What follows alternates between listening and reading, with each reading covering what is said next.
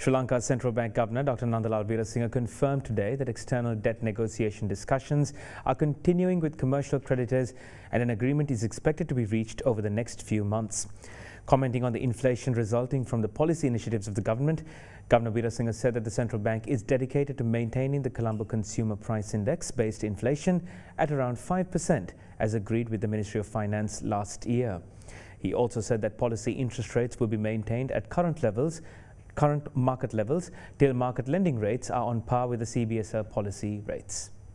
Policy reforms have started to reflect in government finances in 2023 in terms of all deficits. There has been notable improvement in, on one hand, the tax collections, revenue collection, as well as some management of expenditure, and also with debt restructuring. I think there's a significant improvement. And also last year, government has been able to record, compared to expect, a small deficit. That's a significant improvement. And also on the other side of the reforms, not only the fiscal, the cost-reflective pricing mechanism, especially in the utility area, especially managed provided by state-owned business enterprises, mainly CPC and electricity. That's also an important reform that was introduced by the government last year. The government successfully completed the domestic debt optimization operation, as you all know.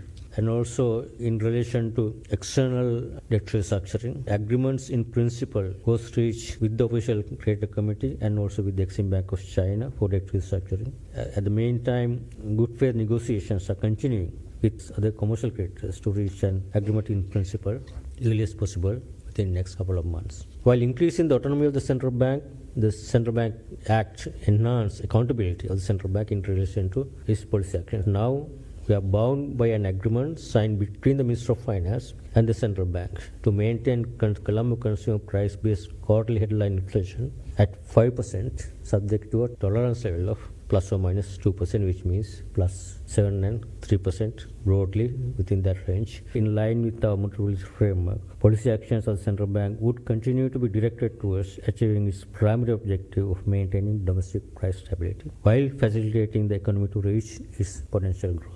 Monetary policy actions would aim at maintaining CCPI-based headline inflation at 5% as agreed to the government under the monetary policy framework that we signed last year for next 3 years. Currently, the monetary policy stance remains accommodative. As I already mentioned, we started easing cycle June last year, and the latest reduction of policy interest rates in November 2023 and further is entered a force in the near term because we saw that gradually inflation now ticking up because of some of the administrative measures. As a result, we have small pause at that point as we announced last time. This should also allow sufficient space for monetary policy transmission to take full effect and to prevent any undue pressures on the economy. So one of the reasons our policy actions have not been fully transmitted into the market lending rates. So during a pause period, we hope that there will be full transmission, and then we can take stock of where we are in terms of outlook and then take next actions going forward. A change in the course of monetary policy action may not be warranted as inflation expectations remain well anchored. Although underlying inflation demand pressures remain subdued, still we see demand pressures is subdued. Central bank will remain vigilant of any development that could challenge inflation outlook so that monetary policy action can be proactively taken to ensure that domestic price stability is maintained, which is most important.